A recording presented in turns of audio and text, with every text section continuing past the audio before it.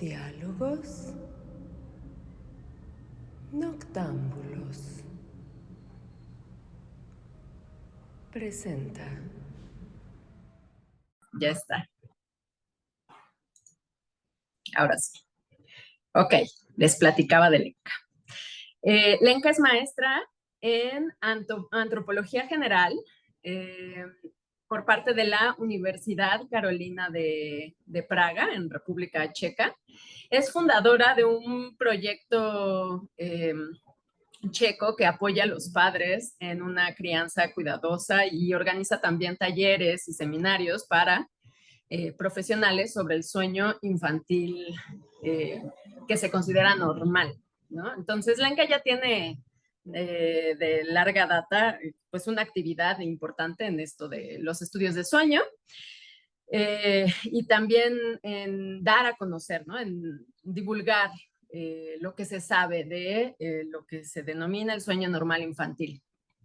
Actualmente realiza su investigación de doctorado en la Universidad de Durham, en Reino Unido, y sus intereses principales son el colecho, los enfoques parentales, interculturales, la lactancia materna a largo plazo, las prácticas de parto natural y los vínculos afectivos derivados del parto natural, así como la medicalización del insomnio.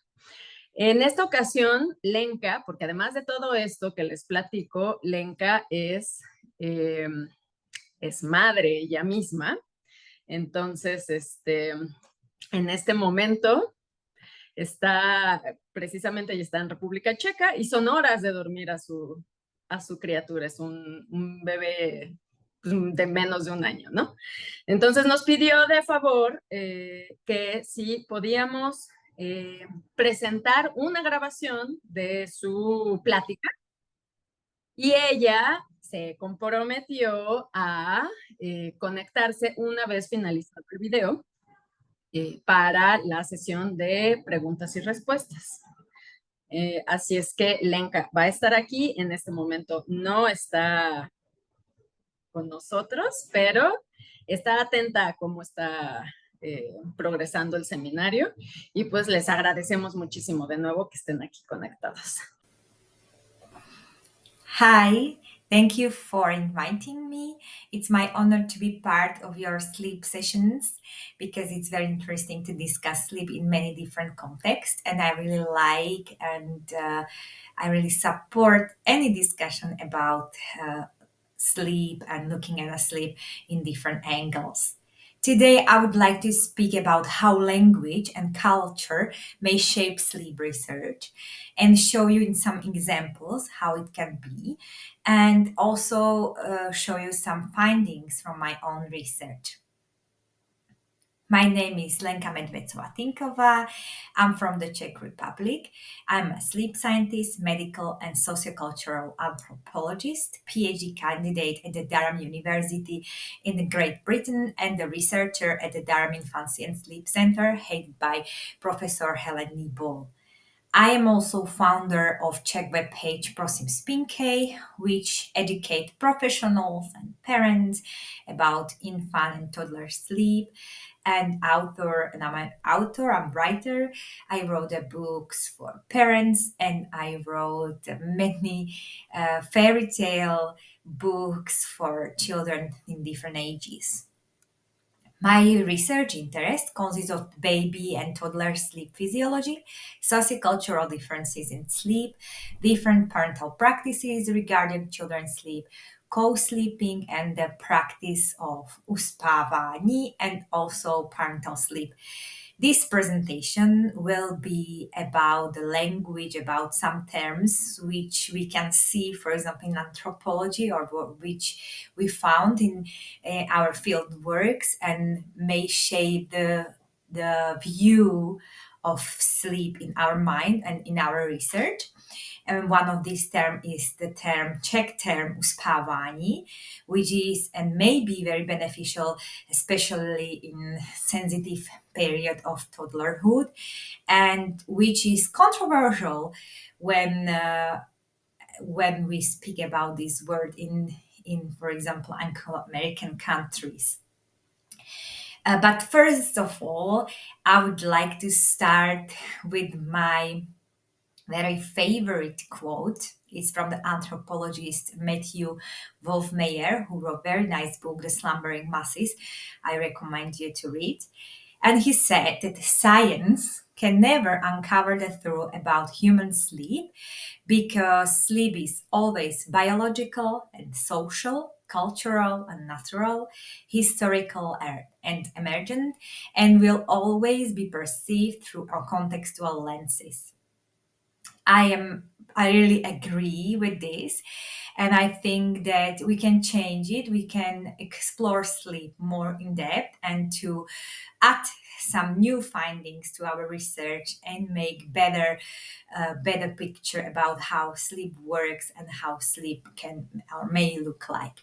This anthropologist and author also discussed that instead of researching what sleep is and how different is based on the different context, we created norms, pathologies, and averages for medical intervention.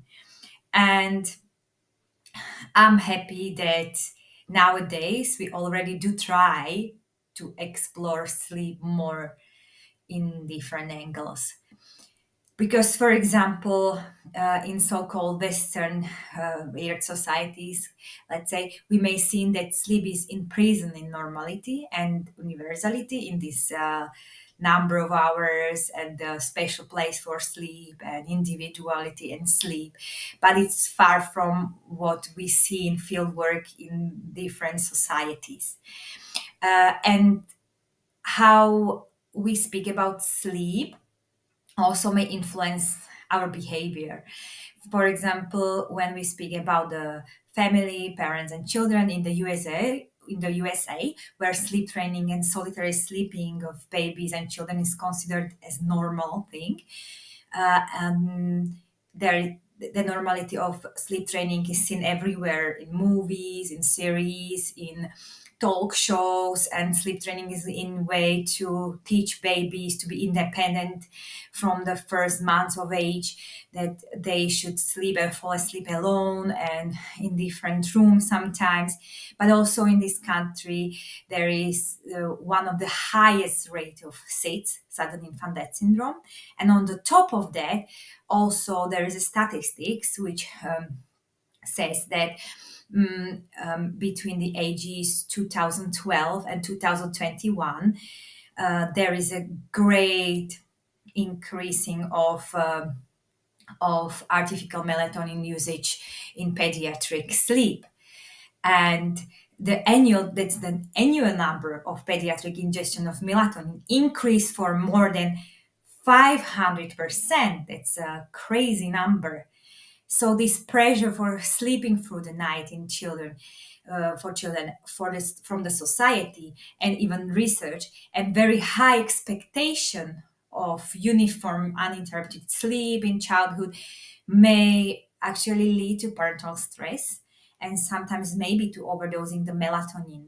So it's important to speak about sleep more wide and to add to the discussion also findings from different countries, and really to think about the question if the independent sleep of babies and uninterrupted sleep of babies is what really children need and what really families need, because we can find a lot of articles how to maintain sleep to the right length and right quality and how to learn children to sleep by schedule and alone, but is it really what they need? And is it really what parents and families need? So let's dive into the topic of lost in translation, how language and culture shape sleep research. In a time when in 1925 Nathaniel Kleitman opened his first sleep laboratory in the USA, sleep was still in many scientific eyes considered as a static phase of human life. With the discovery of sleep cycles and REM sleep, sleep gained the interest of many researchers from different fields. Although we are still exploring new theories, about sleep, and a lot of questions are still not answered, we change the way how we look at sleep. Sleep is no longer considered a static phase, but rather the dynamic activity of our body and mind. Sleep is an activity of our body, which we experience through our senses in our diverse bodies and based on our different cultural and individual lives and environment. As I try to show you here in this slide, we can look at the sleep from different perspectives. Anthropology itself brings new insight to sleep discussion. One of the main findings of anthropology to sleep science was how diverse sleep may be in cross-cultural comparison. Sleep is sociocultural for sure, is based on our belief, cultural norms, and based on our cultural habits, and based on what we heard about sleep from our childhood and from around us, from our environment.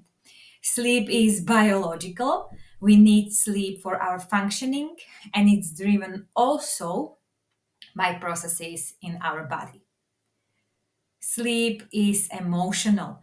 What I mean by that, psychologist Ronald Dahl, who researched emotions and sleep, once said that one needs to feel emotional stable to fall into the vulnerable state which sleep is. Emotions which we may feel in the evening or during the day may distract or support our ability to fall asleep calmly. Ones fall asleep easily just by lying to bed. Others have full head of thoughts and it's difficult for him to fall asleep. And someone needs activity before sleep and then he fall asleep easily because it help him to work with their mind full of emotions. Sleep is also environmental. Humans live in different environmental settings with different diets, weather, and lifestyles, all that can influence how we sleep. In some societies, it's normal polyphasic sleep, with diverse short sleep phases during the day. In other societies, it's normal to have biphasic sleep, which consists of nighttime sleep and daytime nap, while some societies prefer monophasic sleep, where adults sleep in long stretches during the night. And this can change in the history, as you probably discussed in previous sleep sessions. The history of sleep is a very interesting topic, and the sleep is really fluid.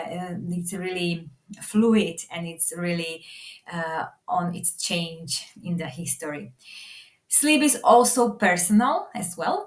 Every one of us may have own needs based on their childhood experiences, based on their special temperament, lifestyle, and based on their age. We have different biological and sociocultural needs in different ages. We sleep differently as an infant, differently as toddlers, teenagers, as young adults, parents, and seniors. But perhaps the most visible proof of the diversity in human behaviors in terms of sleep is seen in the way parents around the world help their infants and toddlers to sleep. Ethnographical studies from different parts of the world partly describe a wide range of parental sleep approaches, from co-sleeping and bed sharing to swaddling, sleep training, solitary sleeping, and so on and so on. Some parents sleep with children in beds, some in hammocks, and some parents let infants sleep only on their own chest. And for example, so in my field work, I shortly discovered very interesting vilniak. Vilniak is a piece of clothing that was part of the traditional folk costume. And in addition, it was also used to carry, put to sleep, and cuddle with the children. And usually was used by grandmothers who helped mothers and watched the babies while the mother was working. And I found that this vilniak, this piece of fabric, has very emotional connotation, because when I ask about it, people have very nice memory with this Vlnjak. And when I mentioned this woolen fabric, this Vlnjak, to the group of seniors, there was a buzz. Everyone wanted to tell me about their memories and how they enjoy time with grandchildren, or how they enjoy time as a child with grandmother in this Vlnjak. Because uspávání has really, or helping children to fall asleep, has really a big tradition in Czech history. And all of this, what I mentioned, this co-sleeping, bed sharing, solitary sleeping, and swaddling, baby wearing, all of this can be seen as normal in various environmental and cultural settings. With every new anthropological field work, we come with a new interesting parental sleep practices. We still do not have enough information about many different countries and their practices, and that's why it's impossible to judge something as only this is normal sleep behavior and this is not, because we don't have enough information to say that this is universal for baby sleep. In recent years, sleep patterns and behaviors have been increasingly explored and documented using comparative anthropological approaches, leading to novel insights regarding the diversity of community and familial sleeping practices. One of the most important contributions of anthropology to infant sleep science was in using evolutionary biology to explain the needs of infants for close contact with the caregiver during the night and day, which challenged the prevailing research paradigm of studying solitary sleeping infants. Because in the history, we've seen a lot of researchers who studied solitary sleeping infants, formula-fed babies, and didn't mention or didn't research also other practices and the outcome for sleep. Biological anthropologists highlighted the essential interaction between feeding and sleeping and the significant role of co-sleeping for breastfeeding mothers and breastfed infants, as well as physiological factors which may play an important role in the sleep development of breastfed and formula-fed babies. Social acceptance is another thing which I need to mention, because the social acceptance of parent-infant sleep practices also constrain our view of sleep in the family system. Co-sleeping, bed sharing, for instance, is widely practiced within Western society, but for many years was rarely discussed or even acknowledged by infant sleep researchers due to the lack of social acceptance of this practice in some countries. When Ball et al. Interviewed new parents about nighttime infant care in Northeast England 2 decades ago, she found that bed sharing was common among breastfeeding mothers. However, she also learned that many parents were hiding this practice from their family members and health professionals due to the social non-acceptance and even stigma around bed sharing. The assumption of most new parents interviewed was that their contemporaries, friends, relatives, and neighbors didn't allow their young infants under 6 months of age to sleep in the parental bed. However, in talking to researchers individually and confidentially, around half of all parents revealed that they had slept with their baby in their bed, a large proportion of whom did so regularly.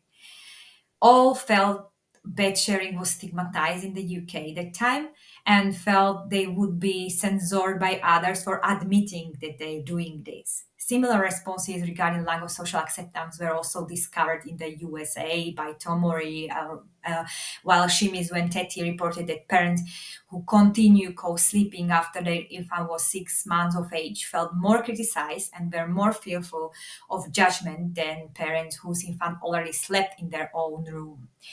Here I show you 2 examples. For example, in the US and the UK, as I said, the countries where co-sleeping and parental presence during the evening are problematized by society and pediatricians. 20 to 30% of parents think that their child has a sleep problem, And in India, for example, only 13 of parents reported that their children have sleep problems, even though they wake more than children from the studies in the US and the UK. It's significantly less percent than from other sleep studies, this 30% of sleep problems.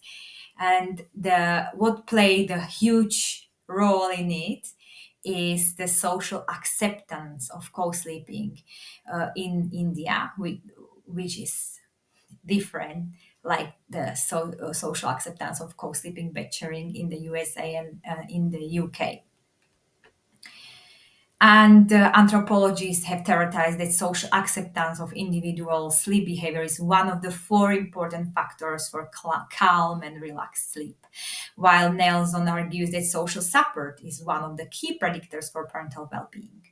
Social acceptance of parental sleep approaches is therefore likely to play a crucial role in everyday parenting challenges. Lack of specific language to discuss key parenting and sleep concept not only limits the creativity of researchers to imagine the range of possible ways that sleep may exist within the family context, it also limits the possibility of social acceptance and support too. Families, peers, and social commentators are unlikely to accept or support what they cannot imagine. For example, that's why, it was one of the reasons why McKenna and his colleague coined the term breast sleeping, for instance, to facilitate discussion and acceptance of the common practice of breastfeeding mothers and babies sleeping together in characteristic way. This is a term that is now widely used in breastfeeding support organizations and mothers groups. And I would like to introduce you also to another term. It's from the Czech Republic and it's called uspávání, which I found in my fieldwork in the Czech Republic. And uspávání has no English equivalent to this word. However, it's very common practice in many families around the world.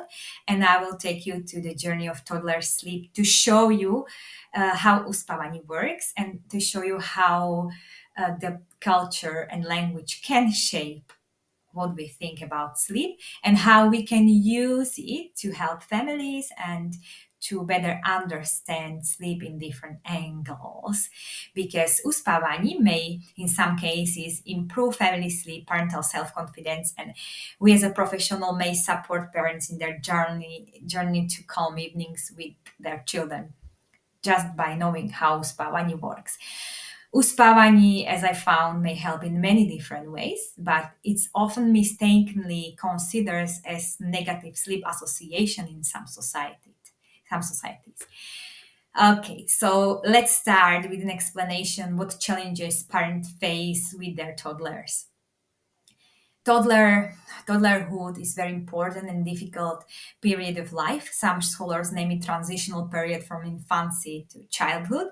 By words of development psychologist Catherine Nelson, perhaps the most dramatic transformation in the human lifespan is the transition from infant to child that occurs between the ages of 9 months and 3 years. Toddlers age 1 to 3 years are still with one foot in infancy and one foot in childhood period. They want to explore the world around them by themselves, but at the same time, they need parents to be close by and support them if they need it. They want to add own opinions, thoughts, and feelings, but at the same time, they are still limited in verbal communication. So it's quite challenging for them and for the parents as well. They are exploring different emotions, but at the same time, they don't know yet how to regulate them, and they need parental support in this emotional ride. And on the top of that, their sleep physiology change as well, and they may experience more tiredness and difficulty to fall asleep. It all may lead to frustration, which is labeled and known in our societies as temper tantrum. So, what does it mean for sleep and what challenges it may bring to parents is seen in many different scientific papers. For instance, Armstrong in 1994, in his cross-sectional study of more than 3,000 children, reported that nighttime settling became more complicated when children passed 18 months old. Teti and colleagues in 2010 found that mothers were more frustrated while helping 2-year-old children fall asleep than mothers of infants. Authors suggest that this difference may be due to the autonomy of older children and variation between parent and child opinion about bedtime routine. Other research found that the age of 18 months is sensitive in terms of night terrors. In one of the researches one of the research was found that 36.9% of children aged 18 months experience night terrors compared to 19.7% at age 30 months. And there are also daily sleep challenges, which may occur between 15 and 18 months and may lead to daytime tiredness and strong emotional reactions. Unfortunately, parents seeking for advice in these difficult times about toddler sleep may often find information that toddlers should have strict regime, regular bedtimes, and learn to fall asleep alone and sleep independently. But as I found in my research, in this sensitive period, a lot of children and parents need support and closeness. By parental presence during the falling asleep, they may learn how to process different emotions and overcome overtiredness. It may help parents to emotionally reconnect with the child after a busy day too. So I used to say from dependency to independency through touch and closeness and not by loneliness. Parental evening presence may be an important part of parental and family beliefs and attitudes, or an important practice on how to help calm the active or sensitive child at bedtime. As I found in my ethnographical research in the Czech Republic, Czech families use a special word to explain parental presence while the child is falling asleep. They consider it as the investment to the future independency of the child and the way how to fulfill children's need for feeling of security in the night. The term uspávání means different activities which are helping guide children to fall asleep and sleep calmly. The simplest explanation could be helping or bringing the baby or child to sleep. It can be done by the different activities of parents or also grandparents, as I mentioned at Voniak before, passive or active. For example, by rocking, by feeding, by cuddling, by talking, or by reading fairy tales, or simply by lying down with the child and waiting in silence until she closes his eyes and fall asleep. Uspávání doesn't refer to any of the sleep training techniques. It's only linked to action when parents are present with the children until they fall asleep and helping them if they need it. It's especially used in the emotional way of expressing spending nighttime with the child by relaxing and making him fall asleep peacefully. English has no exact one-word translation containing all different parental behavior to help children to fall asleep actively. English have many different words like rocking to sleep, feeding to sleep, reading, and so on. But it's not uspávání, which means all of these activities. However, we were curious if other countries have some similar words with similar meanings. We asked our multicultural sleep center community on social media, and they came up with a lot of interesting words from their mother languages. So, for instance, Japanese parents have different terms for explaining the child closeness during the evening and sleep. One of them is nekashitsuke, I hope I pronounced it right, which describes the different rituals to calm down the child and bring him or her to sleep. In the African language Zulu, they say tula ulale. Lithuanian parents use the word užmigdyti to express parents' presence during the time their child is falling asleep.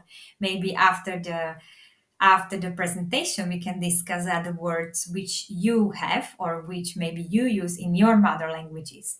In Latvian parents, for example, when they sing, rock, or cuddle baby to sleep, they name it iemidzinat. It's difficult words. Despite the fact that some sleep literature label parental presence during the child fall asleep as a problematic, it's well-practiced strategy of parents around the whole world. Their difference is only in the social acceptance of the strategy. And this is interesting because in many sleep studies, you can find helping children to fall asleep, the parental presence during the evening, as something labeled as behavioral sleep insomnia. But in cross-cultural research in 17 countries, between more than 29,000 parents found that more than 70% of parents help their children to fall asleep. Only 23% of parents reported that their children fall asleep alone. And my research in Czech Republic indicates that uspávání is common practice too. In online research of 848 parents of toddler age 2 to 3 years, I found that 88.3% of these parents helping their child to fall asleep. Only 8.9% of children fall asleep alone. Interestingly, only 3.6% of parents considered that the sleep of their children, toddlers, is problematic. Having identified the concept of uspávání during my fieldwork, I wish to further explore the attitudes of parents to the concept of uspávání in families and understand the motivation to help children to fall asleep. And to be able to fully explain and describe this term, we decided to conduct an additional online survey on a public social media page for Czech mothers, where we ask one simple question. For those who are helping children fall asleep, what is your motivation to do that? I analyzed and categorized the 468 comments received and identified the following commonly expressed motivations for practicing uspávání. First one, the most common answer was instinctual behavior. Another one was intergenerational emotional transition, then bidirectional feeling of relaxation, solution for difficult child temperament or sleep, parental conviction, and meeting children needs. These are the most common answers which I received. So let's describe them. What does it mean? Instinctual behavior. The primary motivation highlighted in responses was the naturalness of helping the child to fall asleep if he cannot do by himself, by herself. It was commonly expressed as a natural reaction to an infant's crying and fussiness. To mention some answers, I help my children to fall asleep because it's a nice habit for me, our moment of closeness, cuddles, time of saying how we love each other. It's also my time to relax before any evening duties. Another very often mentioned reason why they help children to fall asleep is intergenerational emotional transition. As I said, that uspávání has historical roots in the Czech Republic, but this has also both negative and positive memories. The motivation came from positive or negative memories from the mothers and their own childhoods. Their mother or their father or their grandmother and grandfather used to help them to fall asleep. And the emotion linked to that experience was so strong that they wished to provide the same secure feeling to their own children. Other parents remembered their fear from being alone at night and their desperate wish to have their parents close by. The feeling of loneliness was so strong that they wanted their children to have better memories from childhood with the sleep. And they decided to never let them experience such feelings as loneliness when they were falling into the sleep. So some answers was, for example, ever since I remember from childhood, I'll always had someone close by me to fall asleep with, either my mom, my father, my brother, or grandparents. I could tell them what was bothering me and peacefully fall asleep. When I needed to make sure I wasn't alone at night, they were always nearby. Seems natural for me to provide this security feeling to my child too. I help my son to fall asleep because I don't want him to feel fear and insecurity from the night. I want him to feel safe, comfortable, loved. My parents didn't want to help me to fall asleep when I was a child. I can still feel the loneliness and fear from my memories. I don't want him to experience the same thing. I want to stop with in this because uh, I'm still in my research and now I'm conducting more in-depth interviews. And when I talk to the parents about their memories from childhood, some of the parents often mention that they still have the feeling of fear from the falling to sleep, and they think it's linked to what they experienced as a children, that they didn't have chance to be with their parents in the evening or they didn't help them to fall asleep. So it may even continue for some people who are sensitive in their experiences with sleep in the adulthood, and it may influence their relationship with the sleep.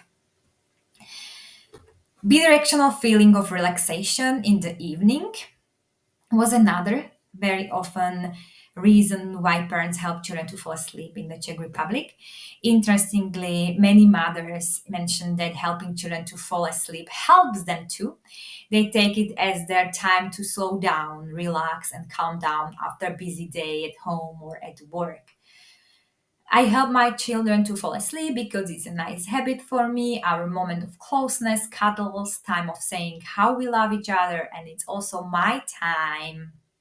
It was very often. And another reason was solution for difficult child temperament or sleep. Mothers also described that uspávání is the only way for them to help their active or very sensitive child sleep enough so he's not overtired. If they would wait until the child falls asleep alone, it would take a long time and the child would be fussy and overtired. Surprisingly, uspávání as the reaction to child sleeplessness was less common, with most of the mothers indicating uspávání as something what helps them and the children to calm down together. Uspávání is the only way to get my fussy and hyperactive child to sleep, which he needs. Parental conviction and meeting children's needs. Others indicated that meeting the baby's needs is part of their parental goal. My presence helps my daughter to calm her thoughts and body and peacefully fall into sleep. It's beautiful to see how something so basic as my presence can help create a feeling of security and love. It only confirms to me that it's the right way for us. Interestingly, the word security, safety, and closeness appeared frequently in the comments analyzed from parents, but also I found them when I was talking to grandmothers and that Vlnyak and that their memories.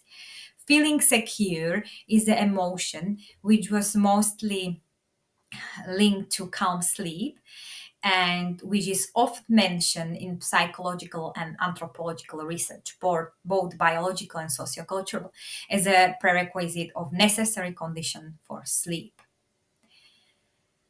Helping the child fall asleep is not a bad habit. It's not a negative sleep association. It's the emotional and physical support of the child during his journey to and through sleep. It's another parental sleep strategy that may be beneficial for some families. But how we can help parents with toddler sleep? My additional focus groups research found that parents often lack of support without judging and the possibility to share their thoughts and feelings. Very important part of the support is providing the information about toddler development and changes which may bring to sleep. Sleep is flexible, and especially children may change their sleep behavior and preferences rapidly. Instead of the universal sleep schedule, we may encourage parents to take notes about the changes, write down the notes about child behavior and sleep cues and co-cues, and explore what may play a role in actual toddler sleep challenge. I found that taking notes may help parents to find their own solutions and hidden reasons of difficult evenings. We can encourage parents to be the best sleep consultant for their child, and by that, we also strengthen their parental self confidence. Parents sometimes struggle with the time of bedtime. Sometimes they try to put toddler to sleep when the child is not ready yet, and there is not enough sleep pressure. We can help parents and provide them with the information about different chronotypes, evening and morning types of people, and knowing the child chronotype may help to shorten the bedtime and help create more positive evening mood without stress and without time pressure. We can help parents to find suitable evening rituals which suits best for the temperament of the child. And also therapeutic stories I found very beneficial. We Our audiobooks, which may work great for toddlers in their learning about tiredness and about sleep, and may provide the additional feeling of calmness and security. As a researcher who spent last 10 years researching and talking to families and with the children and grandmothers and people around about sleep, I found how different are evening struggles based on different temperaments and different children. And I started to write therapeutic stories for each of them. For example, story about the train with full of wagons of thoughts, or fairy tale about a car which loved to ride all the day and didn't want to stop even for a small time because everything around was exciting. Stories are very important and play very important role in human history. We love stories, and by stories we can calm down, we can learn a lot of things, and stories are used in many different societies. I wrote 4 books with calming fairy tales based on my research, and I found that these fairy tales with metaphors help children and their parents to calm down before bed, and they help them to find their own solutions for a difficult evening. By guiding our child through falling asleep, we can teach them important skills for the future. In many research articles and in many articles we can find that parental presence during the child falling asleep is something like negative sleep association, as I mentioned, and sometimes even it's labeled diagnosed as behavioral sleep insomnia. But in my research in the Czech Republic, I found that uspávání, which is the presence of parents during the child falling asleep, This uspávání cannot be simply diagnosed as a negative sleep association, because it's very important part of the tradition of the family system and very important for well-being of the children and for some parents. And how we can just take the presence of parents during the evening and label it as a negative sleep association, because parents are complaining that it takes too long time to help child to fall asleep, or because they are tired, or because the child wake in the night, and we just label that this is the problem and we should learn baby to fall or child to learn to fall asleep alone. How we can do that without exploring what uspávání really means, and without exploring this as a strategy, which may be beneficial for some families and which may be very important part for them, and they want to use it and it help them. We should explore it and help parents or navigate them in our researches to research more deeply this uspávání, and navigate them how to shorten it, the time, or how to work with strong emotion during the evening, because evening, as I found in my research, is the time when the emotions grows because are much intense, because we collect them, especially children collect the emotions through the day, and in the evening they feel secure and they want to express them in the secure attachment with the parents, and it may be very, very difficult for parents. The investments to feeling of security, positive memories, and emotional stable children are worthy. In the society where in so-called Western countries, or in some of them, there are increasing of adulthood sleep problems, there is a need to change our relationship to sleep from the very beginning, from the childhood. And I'm questioning that maybe the uspávání may be for some that change, which help children to master their sleep skills, to be ready to use it later in their life when they will need it. Uspávání may help parents to slow down, as I mentioned, that some of them use it as a relaxation after the busy work. In our hectic lifestyles, and our lifestyles are become more and more hectic, and we are in the times when internet play a big role, and we will learn again how to live offline, and uspávání may help us to stay in the present moment, and they teach us to stay in the present moment. So I think that it's important to speak about it and to explore and research more practices regarding to sleep, which are in different cultures and different societies.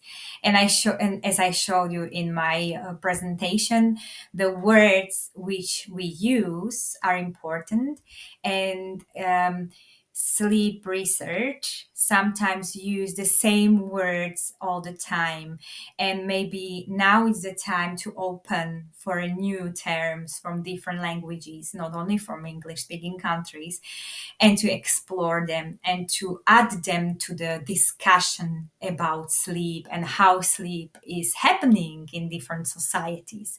As I mentioned, some researchers already started to create own words, like I said, McKenna created with his colleague Lee Gettler created the word breast sleeping, because he felt this need in sleep research to have special term which indicate to practice which is very common in parent life, but is often not seen because of non-social acceptance, or because we don't have the special English word for it. And also I'm asking for the special term for uspávání, so I don't need to express it difficult by difficult term of helping children to fall asleep, and to find the English version for uspávání. So if you have any tips which would suit for this practice, just let me know, and we will try to implement it to the research, and we will try to speak about it more in English as well, because uspávání then may becomes diagnosed as something what shouldn't be part of the family system. But as I showed you, and as it's in my research seen, uspávání and helping children to fall asleep may play a very important role in families, and especially in very sensitive periods of children's life, for example, in toddlerhood, or also, as I found, in school-age children who experience stress or have the many changes in their life, in the school and with their relationships, with the friends and so on. Sometimes in the evening, they use this evening to talk about the problems and feelings from the day. They don't have time to sit with the mother, father, and speak during the day after the school. I don't want to speak after the school about it because they want to wind off. They want to relax after the school. But in the evening, everything's just quiet down, and the environment is quiet, and they are more willing to open with their feelings and with what happened in the school. So it may be very important in this sensitive period of children's life. And I ask to not label it as a diagnosis or as something what is negative sleep association, but rather to explore more, discuss, and open our research mind for new practices from different parts of the world, and for different language, words, and terms which may be beneficial because they are existing in families, but in some countries just don't have the terms for it. So my research still continues. I also now conduct interviews and focus group with fathers. It's very interesting group because they have their own view about children's sleep, and I still meeting grandmothers and trying to explore the history of uspávání, history of sleep practices in the Czech Republic in the history. And I also will use actigraphy and for comparison of children, toddlers who fall asleep alone and who not fall asleep alone, who fall asleep with the parents, and compare their actigraphy and sleep diaries from parents if there is any difference between these two groups and their sleep. So I will see what will come up from this stage of my research, and I'm really looking forward to bring you and bring to the world all what I found in my field work about sleep practices and novel things which I don't usually see in some sleep discussions and sleep research. So thank you very much for your attention. And if you have any question, we can meet live in discussion and discuss them. And if you will have another or complex questions, or just want to discuss with me more about my research or fairy tales or anything, you can contact me on my email, lenka@prosinspinke.cz, or you can find me on the Instagram as a sleep anthropologist, or on the Twitter, but I mostly use Instagram, not Twitter. So you can find me easily on Instagram and to connect, to follow me, and to see more from my research and my thoughts, and to learn more about uspávání and different practices of parents in the Czech Republic. Thank you very much, and see you in discussion. Hi, Lenka. Hi, How are you? I'm fine. How are you? Really happy to see you. How is Theo? Oh, he is sleeping now. I hope he will collaborate with us and he will let us to have nice discussion without interrupting. We'll see. Okay, well, many thanks for your talk. I loved it. I'm sure everyone did, but I'm also sure a lot of our attendants have questions. Like, Okay. yeah. So I'll invite people to ask around. Bueno, pues esta fue la presentación de Lenka, que como pueden ver, gira en torno al término Uspavani, que ahora ya lo amo.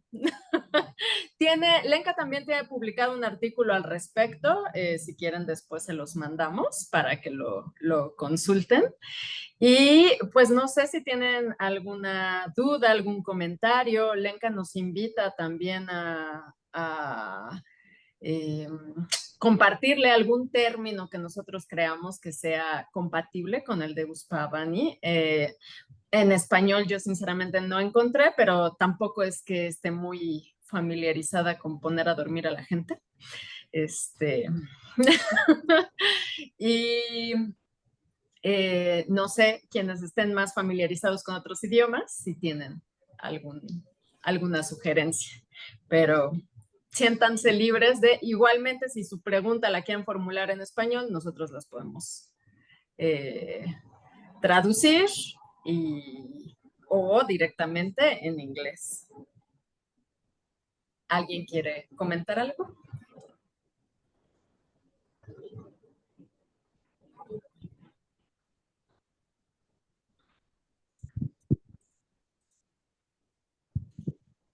¿No? ¿Nadie? Ok. Bueno, pues si nadie se avienta, yo lo hago con todo gusto para romper el hielo también. Vale. ¿Va? So, hi Lenka, it's very good to see you. It's a pleasure to meet you. I feel like I know everything about you, almost, because of Andrea, of course. And I really enjoyed your presentation. It's so interesting. One of the things that interests me the most is this work you're doing as a storyteller or a story writer. And I think this is really fascinating. And so I was wondering if you can tell us something more about the story you've written and the one you are going to write,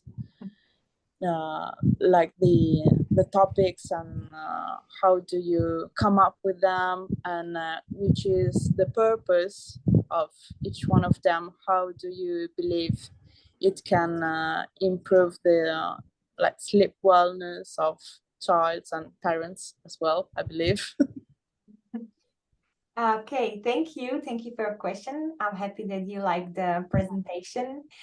And okay, so yeah, it's been a while since I start to work with the families and children. So I met a lot of families and I talked to many children and family and parents, and I could see different temperaments and different struggles in the evening. So, for example, some children are very sensitive and they need to hear that the parents are close by and they will never leave.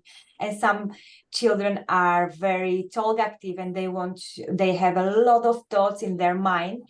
So one day I was wondering, what if we use story to help calm their mind? So I created and started to create fairy tales for each temperament.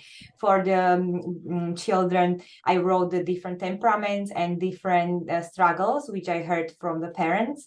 And I started to think about metaphors. For example, one boy who was very active in the evening and he couldn't stop. So I was trying to find a metaphor for this car because he was a boy actually and he loved the car. So for the car, the car was very active and didn't want to stop. But at the end of the day, he was very tired, and in the next day he couldn't play with the friends because he didn't relax.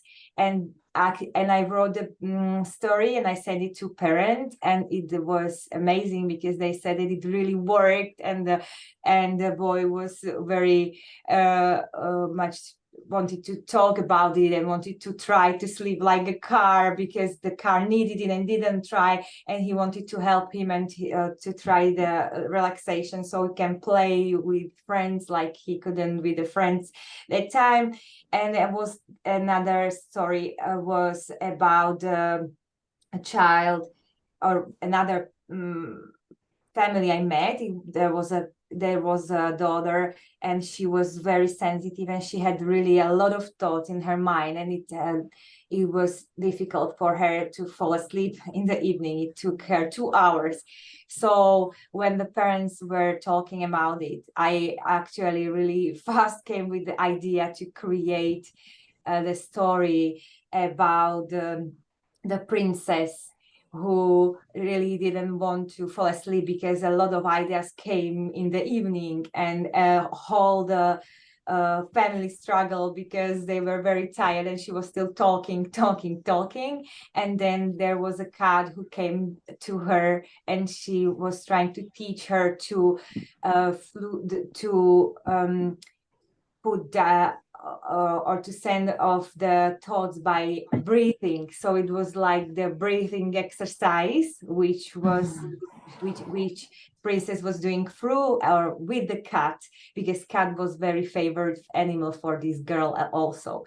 So actually I always come with the idea for a story for individual child, and it really work also with other different children because they're really very similar temperaments. Some of them are active, some are sensitive, and it's very nice because for me it's a relaxation from the research. I love to do research and science, but I also need some creativity where I can use imagination. Okay, you can use some kind of imagination in science as well, but this is a different story, and I really enjoy it, and it's great that I can, thanks to ethnography and thanks to that I can talk to the families, I can dive really into our in-depth of their problems and struggles, so I can connect with what they experience, and it's really easy after that to create some story which really suits for them.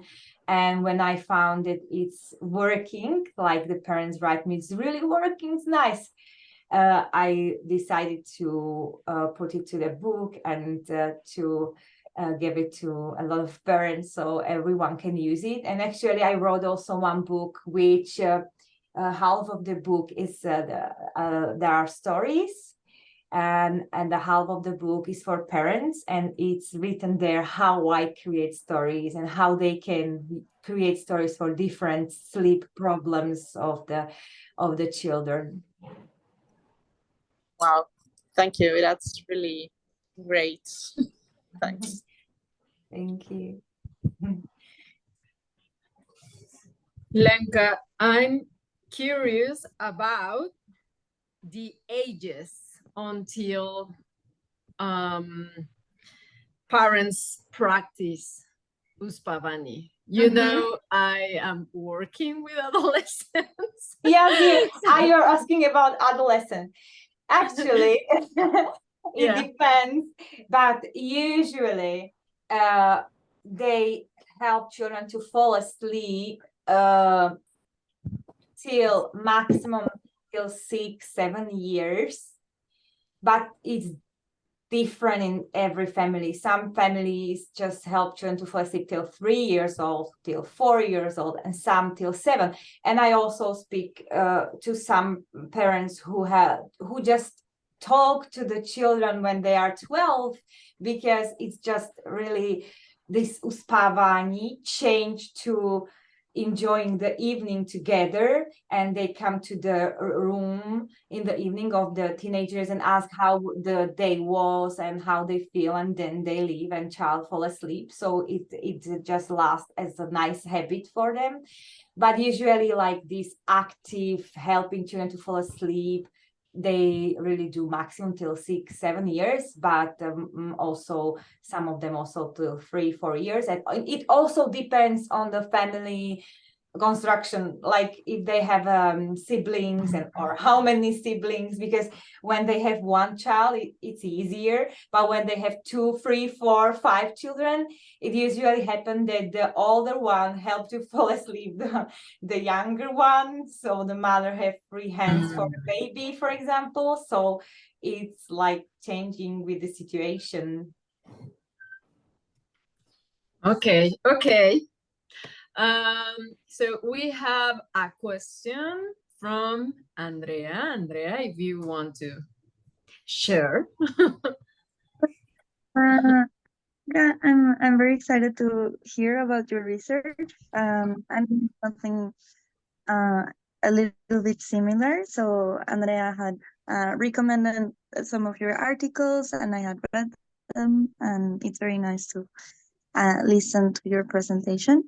And I was wondering if the idea of analyzing Uspavani was always in your research question. Was it always like in your interest, or maybe it was something that appeared later in the research? Thank you. I would like to hear about the evolution of the research. Thank you. Nice question. Actually, it came later because I didn't know that uspavani, the term, is something what don't exist in English-speaking countries. I thought it's normal, but when I started to study at the Durham University and I was talking to my supervisor, Helen Ball, I found that she also didn't know what uspavani is, and she didn't know how to say it in English. And I was like, wow, they really don't know. So, and I remember I wrote her, now I have a new aim. I have the new aim. I want uspavani to be known in the world. So, because when the people will know about it, maybe we can change the thoughts about children's sleep. So professionals can help and support families. And when I start to research uspavani and practices about uspavani more, I found out that there is a diagnosed behavioral sleep insomnia, which also means that when you help children to fall asleep, they say you have this behavioral sleep insomnia. And I was like, what? Something so common in some countries is just diagnosed. And I was researching why it's diagnosed. And I found that they didn't research this practice. They just said because parents complain it's taking too long and children wake in the night, so we will put it to the diagnose that it's something we should avoid. And I was so angry because I was angry because I know that in many families it's common, and it's not common only in the Czech Republic actually, because when I was talking about the uspavani in England, a lot of parents, English parents, write me like, yes, we do that. We used to do uspavani a few years, but we don't have the name for it because, we just do cuddle to sleep or breastfeed to sleep.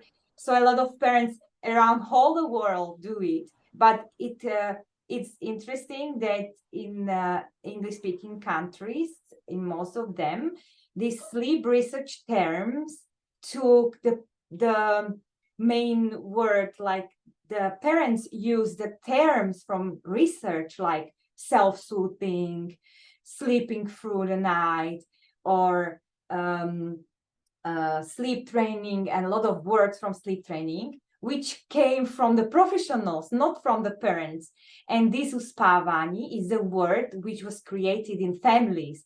So I was like, when we will find the name for it in English and use it in English research, maybe we will and families will bring them up more, and we'll discuss about, and we'll open the discussion about uspavání, and we will make them less stressful, parents less stressful about doing it, because what was common in English and in England when I was talking about this, parents were ashamed to speak about it. Like they were ashamed that they need to help children to fall asleep because they thought that it's something bad, it's some negative association. And I decided that I would like to change that in this part or these countries, because I think that if they will know that there are the countries, societies where it's normal, and what we do to help parents when it's too long, when it's take too long, or when it's difficult, they will feel much better, and it will help the family. And as you see in the presentation, actually I was very surprised when I heard from the parents what does it mean for them, because parents are different, and for some of them it's just some activities in the evening, and for some parents it's a really emotional thing which is very important for their family. So yeah, I came with it later in my research, and I'm happy that I did. And I hope that we will erase this from this diagnosis, and we will just find the word for it. Actually, I wanted to ask you if you have in Spanish some word for it, some term which contain all these activities around helping calm, relax children to sleep. I really don't know. We should actually have just one seminar session to discuss it. So in the chat, someone wrote, Álvaro Romero wrote, hi, regarding whether there's an equivalent to uspavání, I think maybe the term arrullar, which is like cuddling or something like that, might be an approximate concept. I don't know. Yeah, what do you think? ¿Ustedes creen que el término arrullar podría ser? Pues yo cuando estaba escuchando la presentación, por ejemplo, pues me estaba preguntando, ¿no? Por términos y pensando en lenguas romances así en general. Sí, obviamente no, pensé en arrullar en español, cullare en italiano, que es exactamente lo mismo de arrullar, bercer en francés. O sea, hay como pues términos que tienen una equivalencia adentro de el mundo de las lenguas romances, pero yo siento que quedan cortos, o sea, que cada uno de ellos queda corto con respecto a uspavání, que es como no más... engloban un conjunto de prácticas, sí. ¿no? Aunque sí, a muchos sí son particulares de dormir, ¿no? Es una forma de ayudar a dormir, sí. I didn't understand a word, but I really like Spanish. No, we are discussing that Federica knows a lot of, speaks a lot of languages, Latin, Italian, French, and Spanish.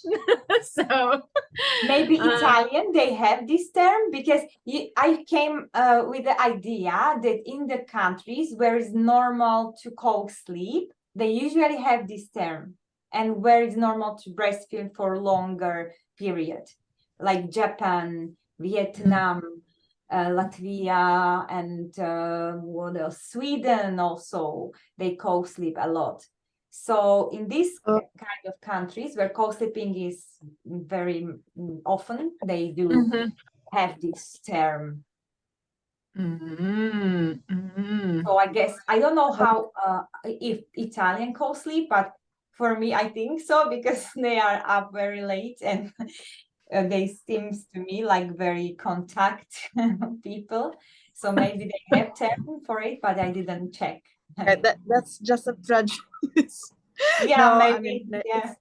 No, Lenka, it's a very interesting point. Actually, I wasn't thinking about that in these terms. I was thinking about, well, what was I commenting to Andrea and to the audience was that I was thinking about like a translation of the term uspavani in terms of like the family languages. I mean, so I was thinking about Romance languages, so Italian, Spanish, French, which are the only one I know, and I really do not see a term which is actually a proper translation. I mean, there are some terms that might be an approximation to uspavani, but I feel that none of them is a proper translation. Yeah. So I would say in Italian we do not have one, but as well, just as Andrea said, I don't have the habits of make people asleep. Make people oh my God, I'm killing people, right? Putting people to sleep. Or maybe I do and I don't know that. Another Okay. So let's put people asleep. Oh my God.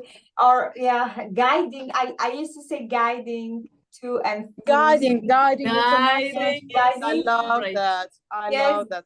But asleep. we have to Ever. find, or we have to create something in English. Or as the English people said to me at the presentation in England, they said maybe we can use the original uspavani, as we have this hygge from Danish people, hygge, if you heard, or we have saudade from Brazil, from Portuguese. And it's also known, and it's in their original language because it has no translation. Saudade is a very special word, and they are proud of it. So maybe we can do the same with uspavani, but it's difficult to pronounce for some. I see another question. If the uspavani generate independence to the act itself, does the toddler grown up into an adult that yearns some type of sleep? This is a nice question because I was a child who was always fall asleep with mom, and I do not need her now.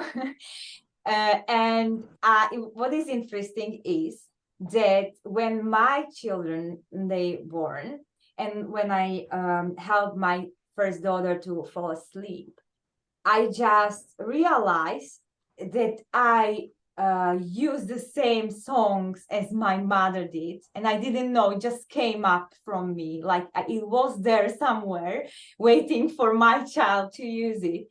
So I really think that it's so connected to the emotion that we still keep these memories, and when we need it, we use it.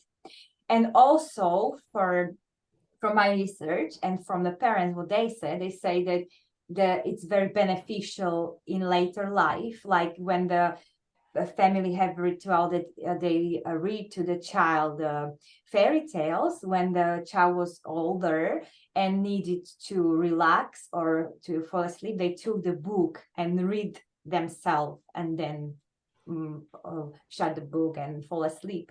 Like they really learned from the rituals to calm down, and it really helped them to be more connected with the parents. As I said, they very often mention that it's the time when they reconnect after the busy day. So that's why I see it as an important thing, and that's why I want to speak about it a lot, not to be diagnosed, but to be like one of the strategy, because there are children who don't need it. There are children who don't need someone to help them to fall asleep, and then they just go and fall asleep. But there is a lot of children, especially in these sensitive periods of toddlerhood, or when they start to go to the school, sometimes they need our assistance and to speak about everything in the evening.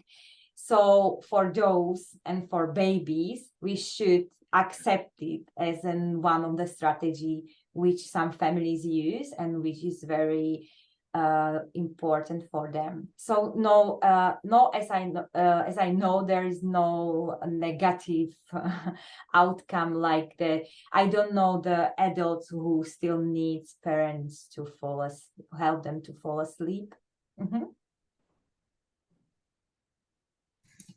No, it's just I've been asked this question before. Like I'll read out the question just so everyone knows what we are talking about. So the question is, do uspavani generate any dependency to the act itself? Do the toddlers grow up into an adult that yearns for some type of sleep? With one exact activity, yeah. So it's change. It's constantly change, because when you have a baby, every baby different. Some of them just need breastfeeding to sleep. Some of them need singing to sleep. Some of them need to sleep on the arms or something. And when they grown, they change their preferences, and these preferences always change. And what I used to say is, when it's linked to the parents, it's easy, and it's easy to change, because also parents, sometimes they have boundaries, like with the breastfeeding. Sometimes when the child is in toddlerhood, the mother decided she doesn't want to breastfeed anymore, so she quit the breastfeeding and she start to help the child to fall asleep by different activity. And it's changing, because in this relationship there is not the child and something materialistic, like for example the toy, which you can always have the same way, but it's a relationship, and it's changing constantly because the child is changing, if you know what I mean. So there are no one preference and one type. And when I speak to families, they would say to you also that it's sometimes it was a period when the child needed the songs, and then was the period when the child didn't want to hear anything, and he just wanted to feel the parents close by. And there are periods when they want to talk about everything, because they have this period of they learn the language, or they have a lot of thoughts from the day. So when it's linked to this relationship between the parent and the child, there is no one exact activity which lasts for years. It's always changing. It's different when it's the materialistic thing, like when it's a toy or dummy. I can see this can last, like they will not fall asleep without the preferred toy or without the dummy or something. But when it's in the relationship, it's changing the activity, and they learn. This is from my point of view, it's beneficial that they learn from it what helped their brain to relax. That music is fine, talking is nice, or that the contact with someone, nice, lovely contact, may help me to calm down. And these are the messages they will get. So when they are older, they know, I remember when I was angry or when I was upset in the evening, the lovely contact helped me. So I asked my partner to hug me because I really cannot fall asleep because I'm nervous or something. So they take these messages to their future life.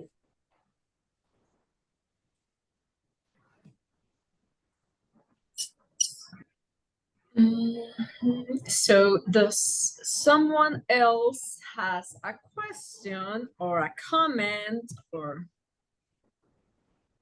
anything to share with us? Okay. Virginia says, thanks. You're welcome.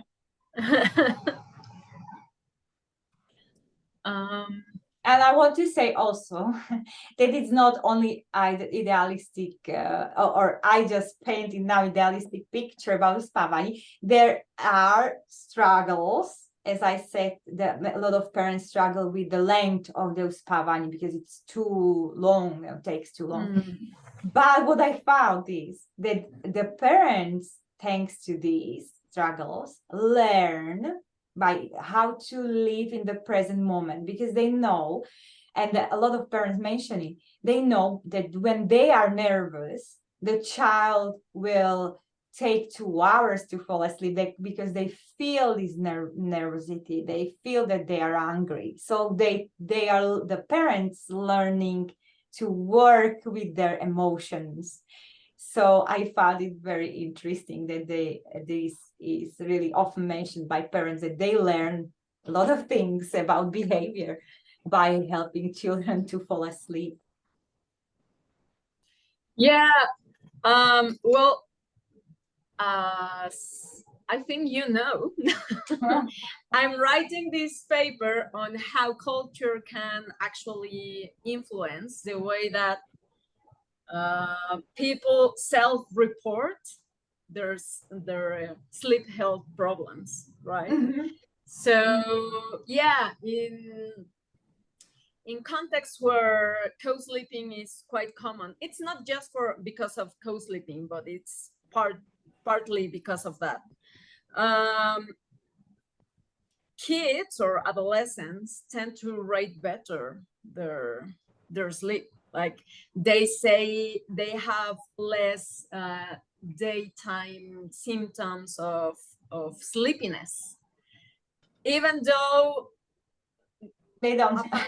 No, even though they acknowledge they might have some sleep problems at night, like maybe because they struggle when initiating their sleep, or they wake up at night, or some other sort of problems. But during the day, they feel more rested, or that's what they say. Right, that's what they report. So it's a lot about where do you how do you weight your sleep, right? According to cultural terms and costumes. Yeah, so it's yeah, I just love your work. The children, they don't have expectations about how they should sleep. Exactly. And now in the world, everywhere is so big pressure how we should sleep, and if we don't sleep, and this is another thing, parental sleep is a big question, because parents really have interrupted sleep with the children, but they read everywhere that if they will not sleep for 8 hours straight, they will die.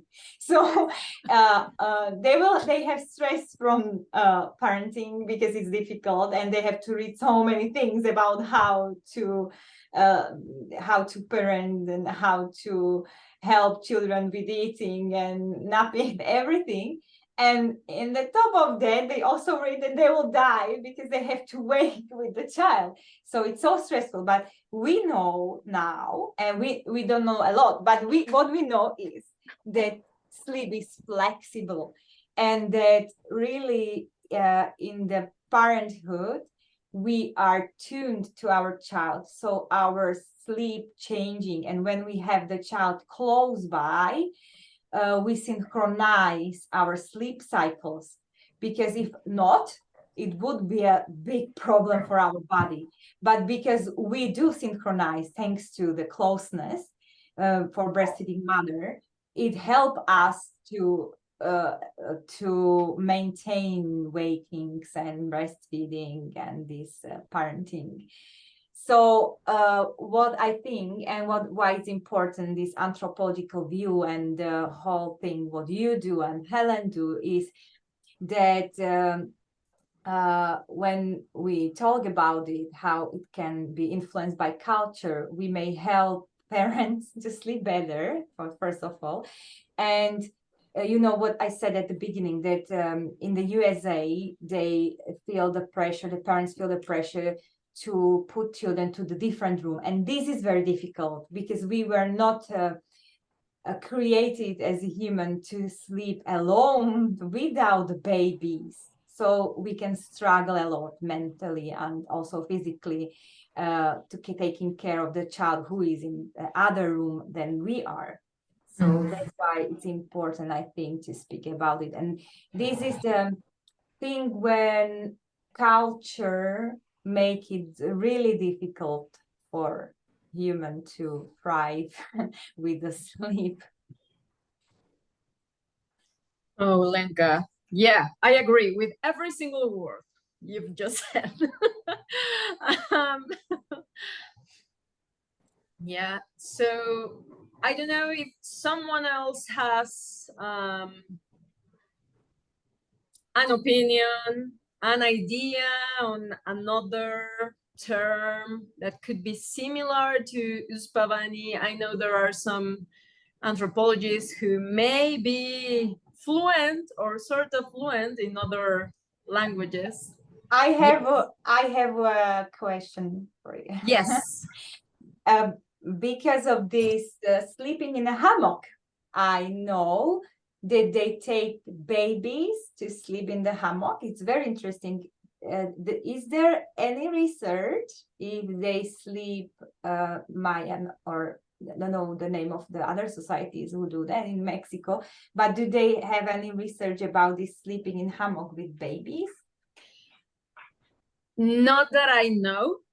I am actually interested in doing something like that, so I will let you know. Yeah, it's very interesting for me. These sleep spaces with hammock, if they change, maybe they change for these first years to sleep on the floor, or maybe they just use hammock. I don't know, but it's hammock. They never the floor. The floor is unsafe. Okay. And the hammock contains you.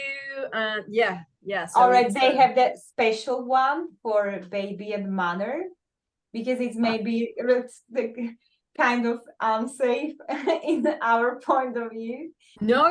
It's not unsafe at all, because a hammock has like this shape, so you can never ever fall down. They are actually afraid of sleeping on mattresses, because it's more easy for the babies to fall down and for yes. The fall down, yes, but what would be the suffocation? Like the child just fall to, under the mother in the hammock? Is it? I don't know. I didn't try. They can still breathe, through the. Okay. I didn't try. I maybe should try. But yeah, this is interesting for me. How they, but no, it would be very nice to sleep in hammock actually in this hot weather, especially. Yeah, it's the only way, actually. Yeah, but no, as far as I know, there are no studies. I know of one study, sort of study, that was conducted in a hospital in Campeche, where they tried to change mattresses, from mattresses to hammocks in the postpartum ward. And mothers reported being more rested, like feeling more rested while being with their babies on the hammocks. Yeah, but like that project stopped because there's a lot of resistance from the biomedical community. It's like, oh no, that's an indigenous practice. No. Oh. We don't want this in our fancy hospital. So they stopped actually that project. Yeah, there's no more information about that. So maybe someone will conduct a new research. Maybe. We'll see. We'll see. Yeah. Very well. Okay, then. So my question stands still. Like, does anyone else have a question, or do you want to contribute with some idea, or should we end this session? I must say I really enjoyed it, so I'm happy with the results. Thank you for inviting me also, and I'm happy that Theo was sleeping and he cooperated with us. He's a very nice guy. Yeah, he loves science actually. He loves science. Okay. Yeah. Oh, Well, yeah, I do have a small question. Like, I think you've told me this earlier, but how did you first started communicating like this information about normal infant sleep with others? What took you there? I think you know what?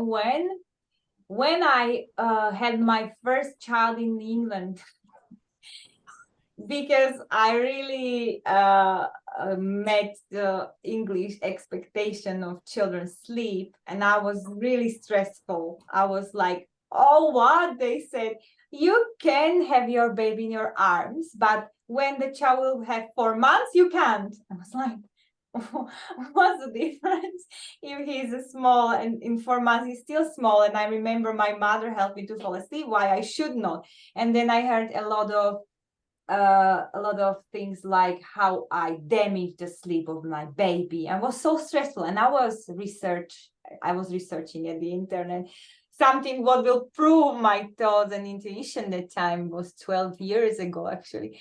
And I found Helen Ball's work, and I was so relieved. I was like, yes, this is it. This is what I need. And yeah, and I had true, and I want to show them that we have this in my country as a normal, on one of the normality, because we also have the people who use cry it out, but we have a lot of people who do uspavanie and take it as a normal, don't shame about it.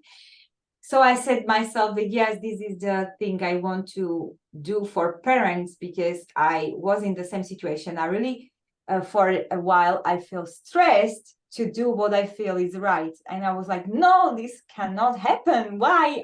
I should feel ashamed that I do something what means what is important for me. So yeah. And it was logical for me. And then I also found the work from James McKenna, and I fall in love with anthropology completely. And then, yeah, and the rest, you know. yeah, well, just a small paréntesis in Spanish. Si les interesa saber un poco más sobre sueño materno-infantil, están los trabajos de la investigadora Helen Ball, que es, bueno, fue mi supervisora de doctorado, es la supervisora de doctorado de Lenka también, y de James McKenna y Lee Gettler. Estamos intentando, de hecho, convencer a Lee de que se haga un espacio en su apretada agenda. Tal vez no pueda pasar para este año, pero ya veremos, ya veremos. Así es que para los que les interesan estos temas, bueno, están estos autores, además de otros, pero son como muy básicos, han sido trabajos pioneros. Yes, exactly. Yes. And actually, I asked James McKenna and Helen Ball the same question. Really? Why they started with it, and it was the same or very similar story. James McKenna, he has a nice story. Like he studied primatology, and then he had a child, and he lived in the USA, and they heard that they should sleep train their son. So they was like, okay, but in monkeys it's different. But okay, they said that we have to. So they tried one night, and they were so exhausted and so angry that no, never again. And I will work to change it, because it's so completely unlogical. I know it from monkeys, it's not working, and it's strange to do this. And Helen, she said also that she was also studying primatology. But when her daughter is born, she also felt this need to change something. And actually, I also found that the first sleep, this REM sleep, was research on the children. So like the father was seeing this eye movement on the sun, and he said, okay, we should research it more. So maybe children are this motivation to work more in depth about the sleep and sleep practices.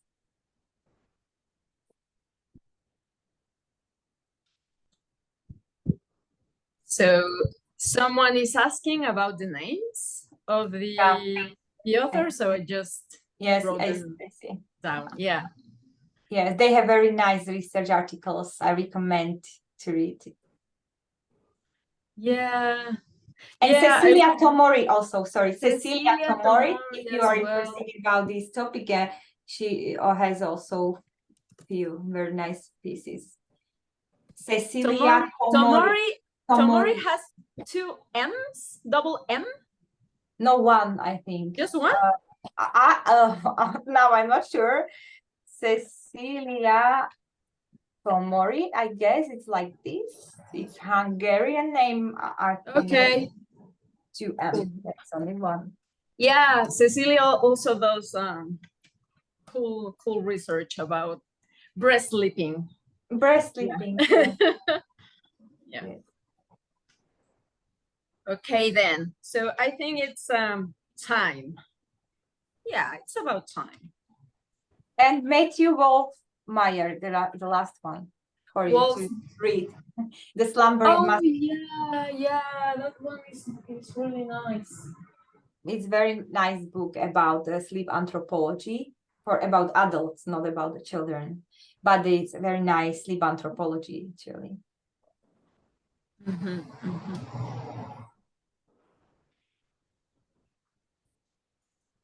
And one more, this book I love. This one is very nice book. Sleep Around the World. Oh, yes. The author, you mean? The authors, yeah, I am trying to and Glaskin and I don't know who else. I forgot.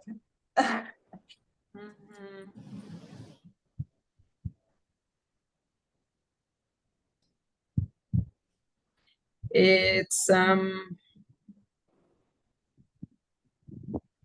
no. Find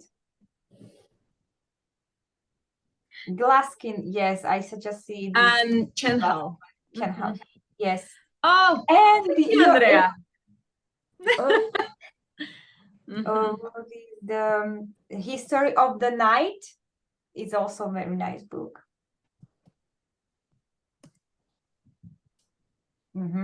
Yes.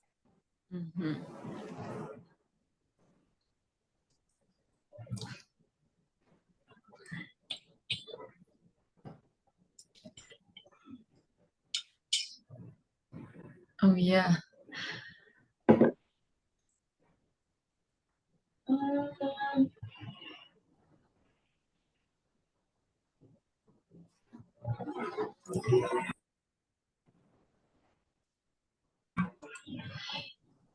Yeah. Okay. I think I have to go now. Yeah, it was wonderful having you here. I think everyone enjoyed, even though there were not a lot of questions, but Thank you for having me. It was nice time for me too. Thank you. It's really interesting listening to you always. So yeah, me too. I really love articles, and this new one will be very nice. I recommend it actually also. Cool. Excellent then. So Andrea Silva Caballero. Yeah, she's an author. Okay then. So let's say goodbye. Good night for me. Good night. Have a nice day for all of you. And this is the last session of the second cycle of the seminar. So the next cycle will start in August. We already have a set of speakers. So we will update soon our webpage so everyone knows what's going on with the seminar. And yeah, enjoy holidays if you're here in Mexico, and your night if you're in other parts of the world. Okay. Yes. Bye. Bye. Bye-bye, Lenka. Bye. Bye. Ciao.